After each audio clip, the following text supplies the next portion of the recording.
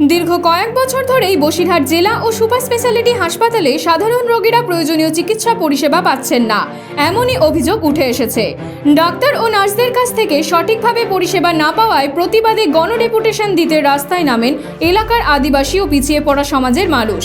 বৃহস্পতিবার বসিরহাট শহরের বোটঘাট এলাকা থেকে বিক্ষোভ মিছিল শুরু হয়। মিছিলে অংশ নেন আদিবাসী ও তপশিলি সম্প্রদায়ের বহু মানুষ। ধামসা মাদলের তালে তালে ঐতিহ্যবাহী পোশাকে হাতে তীর ধনুক ত্রিশূল নিয়ে মিছিল এগিয়ে যায় শহরের বিভিন্ন রাস্তা ঘুরে বসিরহাট জেলা হাসপাতালের দিকে। মিছিলটি বসিরহাট সুপার স্পেশালিটি হাসপাতাল চত্বরে পৌঁছে হাসপাতাল সুপারের উদ্দেশ্যে গণডেপুটেশন দেওয়া হয়।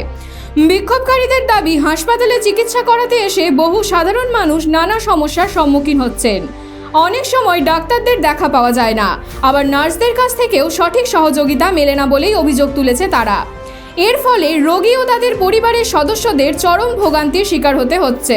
কিছুদিন আগে, মাস তিনেক আগে, কালীনগরের 13 বছরের বাচ্চাকে মারা গিয়েছিল বিনা চিকিৎসার গাফিলতিতে।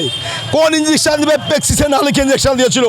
তখন আমরা দাবি নিয়ে এসেছিলাম, আমাদেরকে লিখিত বাংলায় কথা দিয়েছিল এই সুপার বসিরহাট হসপিটালের যে আমরা এদের বদলি করব। দীর্ঘ 3.5 মাস হতে চললো, বদলি তো দূরের কথা, উনি বলেছিলেন চিফ মিনিস্টারকে জানিয়ে সুপ্রাশীল সাথী ম্যাডাম তুলসীকে বদলি করব।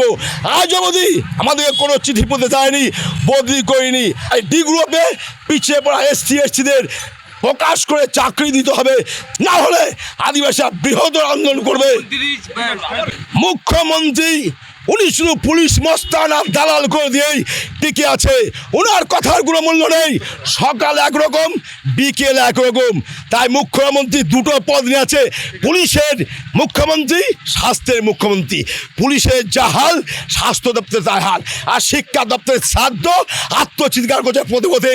তাই চাকরি চাই, অনুদান নয়, ভাতা নয়, বাঁচতে চাই, শান্তি চাই, স্বাস্থ্য পরিষেবা উন্নত হোক, চাকরি উন্নত হোক, মানুষ বাঁচুক মাথা উঁচু করে, সবার সমান অধিকার। বসিরহাট জেলা হাসপাতালে দূর দূরান্ত থেকে আদিবাসী ও তপশিলি সম্প্রদায়ের বহু মানুষ চিকিৎসার জন্য আসেন, কিন্তু সেখানে সঠিক পরিষেবা না পেলে তাদের সমস্যায় পড়তে হয়। এই সমস্যা দ্রুত সমাধান না হলে আগামী দিনে বৃহত্তর আন্দোলনের পথে হাঁটতে বাধ্য হবেন তারা।